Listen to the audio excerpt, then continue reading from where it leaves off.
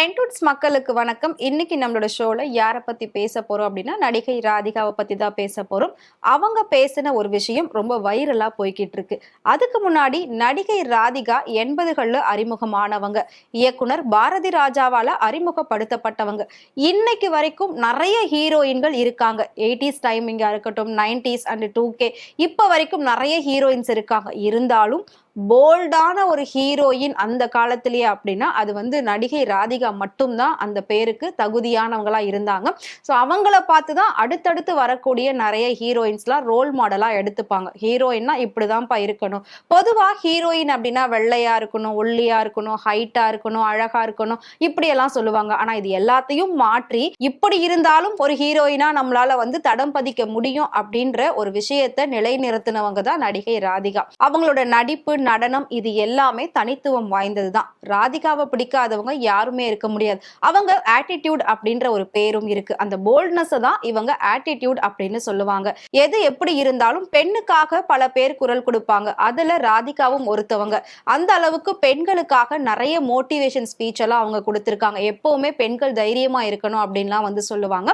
So அவங்களுடைய personal life அப்படின்னு எடுத்துக்கிட்டா அதுல நிறைய விஷயங்கள் இருக்கு. அதெல்லாம் நம்ம வந்து ஆல்ரெடி பேசியிருக்கோம். இப்போ அவங்க சரத்குமார் கல்யாணம் பண்ணி ரொம்ப சந்தோஷமான ஒரு வாழ்க்கையை வாழ்ந்துட்டு இருக்காங்க. அவங்களுக்கு 2 பசங்க இருக்காங்க. வரலட்சுமியும் தன்னோட பொண்ணா நினைச்சு அவங்களோட கல்யாணத்துல கலந்துக்கிட்டு அவங்களோட கூடவே இருந்து எல்லா விஷயத்தையும் பார்த்து செய்யறாங்க. சோ சினிமாவா இருக்கட்டும், குடும்பமா இருக்கட்டும், ரெண்டுத்தையும் ஈக்குவலா அவங்க வந்து பேலன்ஸ் பண்ணிட்டு இருக்காங்க. ஒரு சில வருடங்களுக்கு முன்னாடி தான் அவங்களோட அம்மா இறந்து போயிருந்தாங்க. அந்த துக்கத்திலேயே ரொம்ப நாள் அவங்க இருந்தாங்க. அதுக்கும் கொஞ்ச நாளுக்கு முன்னாடி அவங்களோட முட்டியில மிகப்பெரிய ஒரு சர்ஜரி நடந்திருந்தது. அதனால அவங்களால நடக்க முடியாம போயிருந்தது. கொஞ்ச நாள் சினிமாவை விட்டு விலகி முழுக்க ஓய்வுல இருந்தாங்க. இப்போ அவங்க திரும்பவும் பல படங்கள் பண்ணிட்டு இருக்காங்க. நிறைய படங்கள்ல கமிட் ஆயிருக்காங்க. ரீசெண்டா அவங்க தாய் கிழவி அப்படின்ற ஒரு படத்துல பண்ணிருக்காங்க. அந்த படம் சிவகார்த்திகேயன் தான் வந்து ப்ரொடியூஸ் பண்றாரு. சோ அவர் தயாரிச்ச ஒரு படத்துல இப்ப ராதிகா நடிக்கிறாங்க. அவங்களுடைய அந்த ஃபர்ஸ்ட் லுக் போஸ்டர் வெளியாகி ரொம்ப வந்து வரவேற்பை பெற்றிருக்கு. ஆடியன்ஸ் கிட்ட வேற லெவல்ல ரெஸ்பான்ஸ் வந்திருக்கு. ஏன்னா அவங்க போட்டிருக்கக்கூடிய அந்த கெட்டப் அந்த லெவல்ல இருக்கு. என்னதான் ஹீரோயினா இருந்தாலும் வாய்ப்புகள் ஒரு காலகட்டத்துல குறைய ஆரம்பிச்சிடும். அதுக்கப்புறமா தனக்கு எந்த ரோல் கிடைச்சாலும் பரவாயில்ல, அதுல நான் நல்லபடியா நடிப்பேன் அப்படின்னு சொல்லி தான் கேரக்டர் ரோல்லையும் பண்ண ஆரம்பிச்சாங்க. அம்மாவா, அக்காவா, பாட்டியா இந்த மாதிரிலாம் நடிக்க ஆரம்பிச்சாங்க. வெள்ளி திரையில மட்டும் இல்லாம சின்ன திரையிலும் கால் பதிச்சவங்க தான் நடிகை ராதிகா. அவங்கள பார்த்ததுக்கு அப்புறம் தான் அடுத்தடுத்து இருந்த 80s ஹீரோயின்ஸ் எல்லாமே சீரியலுக்கு வர ஆரம்பிச்சாங்க. இப்போ ராதிகா வந்து சீரியலை ஸ்டாப் பண்ணிட்டு முழுக்க படங்கள்ல தன்னோட கவனத்தை செலுத்திட்டு வராங்க. இப்போ அவங்களோட படம் அடுத்ததா வர போறது தான் தாய் கிழவி. இதுல அவங்க போட்டிருக்கக்கூடிய கெட்டப் அப்படின்றது தான் எல்லாரையுமே ரொம்ப இம்ப்ரெஸ் பண்ணிருக்கு. இந்த கெட்டப்பை பார்த்துட்டு உலக நாயகன் கமல்ஹாஸ் தான் கெட்டப் சேஞ்ச் பண்றதுல மிகப்பெரிய ஒரு வல்லவர் அப்படின்னு சொல்லுவாங்க.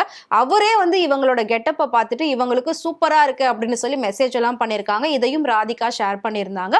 ஸோ இந்த நிலையில தான் ராதிகா ஒரு விஷயத்த பேசியிருக்காங்க. என்ன அப்படின்னா, ஹிந்தின்னு எல்லாருமே சொல்லிட்டு இருக்காங்க. ஹிந்தி திணிப்பை பத்தி மிகப்பெரிய பிரச்சனை போயிட்டு இருக்கு. நானும் பல ஸ்டேஜ்ல வந்து ஹிந்தியை பத்தி ரொம்பவே பேசியிருக்கேன். ஹிந்தியிலும் நான் வந்து நிறைய படங்கள் பண்ணியிருக்கேன். ஹிந்தி லாங்குவேஜே தெரியாம நான் போய் படம் பண்ணியிருக்கேன் அப்படின்லாம் சொல்லி நான் நிறைய ஸ்டேஜ்ல சொல்லியிருக்கேன். ஆனா உண்மை என்ன அப்படின்னா, எனக்கு ஹிந்தி நல்லாவே தெரியும். ஆனா அதை நான் ஏன் வளர்க்கணும், நான் ஏன் தெரிஞ்ச மாதிரி காட்டிக்கணும். எங்கேயுமே நான் வந்து இது வரைக்கும் ஹிந்தி பேசினது கிடையாது. ஆனா நான் ஹிந்தி நல்லா சரளமாவே பேசுவேன். எனக்கு நல்லாவே தெரியும்.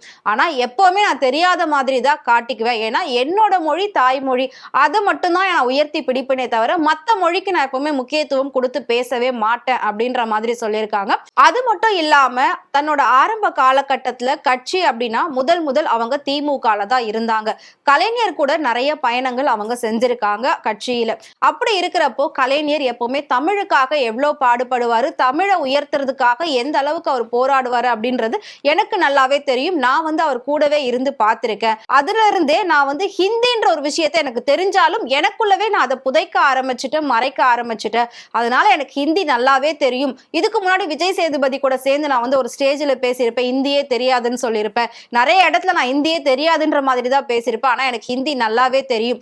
இப்பவும் சொல்றேன், எனக்கு ஹிந்தி தெரியும், ஆனா நான் பேச மாட்டேன். ஹிந்தி தெரியாது போடா அப்படின்னு தான் சொல்லுவேன் அப்படின்னு சொல்லி பயங்கர போல்டா சொல்லியிருக்காங்க. இவங்க சொன்ன இந்த விஷயம் இப்ப எப்படி மாறி இருக்கு அப்படின்னா, சரத்குமார் வந்து தனக்குன்னு தனியா ஒரு கட்சி வச்சிருந்தாரு. நைட்டோட நைட்டா அந்த கட்சியை கலைச்சிட்டு இப்ப பிஜேபி கூட போய் கூட்டணி வச்சிருக்காரு.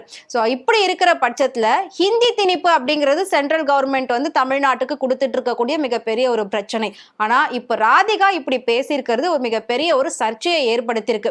ஒருவேளை அவங்க அந்த கூட்டணியில இருந்து வெளியில வந்துட்டாங்களா, இந்த விஷயத்த பிஜேபிக்கு எதிராக அவங்க போல்டா சொல்லியிருக்காங்களா, இல்ல திரும்பவும் திமுக கூட வர்றதுக்கான ஒரு வேலையா உள்நோக்கமா இது அப்படின்ற மாதிரியும் பல பேர் பலவிதமா இதை வந்து விமர்சிச்சுட்டு வராங்க. பட் அவங்க தாய்மொழி மேல இருக்கக்கூடிய ஒரு பற்றால தான் இப்படி பேசியிருக்காங்க. சோ இதுக்கும் அரசியலுக்கும் எந்த ஒரு சம்பந்தமும் இல்ல அப்படின்றதையும் அவங்க தெளிவா சொல்லியிருக்காங்க. இருந்தாலும் ஹிந்தி திணிப்பு அப்படிங்கிற ஒரு பிரச்சனையில இவங்க பேசின இந்த விஷயம் உள்ள வந்து மிகப்பெரிய ஒரு சர்ச்சையா வெடிக்கிறதுக்கும் நிறைய வாய்ப்புகள் இருக்கு. சோ பிஜேபி கூட இவங்க இருக்க போறாங்களா, இல்ல அதுல இருந்து வெளியில வந்துட்டு இப்படி பேசுறாங்களா அப்படின்னு சொல்லி நிறைய பேர் கேள்விகள் கேட்டுட்டு இருக்காங்க. சோ நம்ம வெயிட் பண்ணி பார்க்கலாம் ராதிகா பேசின இந்த விஷயம் எவ்வளவு பெரிய ஒரு சர்ச்சையில போய் முடிய போகுது அப்படின்றது. ராதிகாவை உங்களுக்கு பிடிக்கும் அப்படின்னா மறக்காம அவங்கள பத்தி கமெண்ட் பாக்ஸ்ல கமெண்ட் பண்ணுங்க. இதே மாதிரி சினிமாவை பத்தியும் சினிமா நடிகர் நடிகைகளை பத்தியும் டே பை டே அப்டேட்ஸ் தெரிஞ்சுக்கணும் அப்படின்னு நினைச்சீங்கன்னா மறக்காம ஃப்ரெண்ட் சேனலை ஃபாலோ பண்ணிக்கோங்க.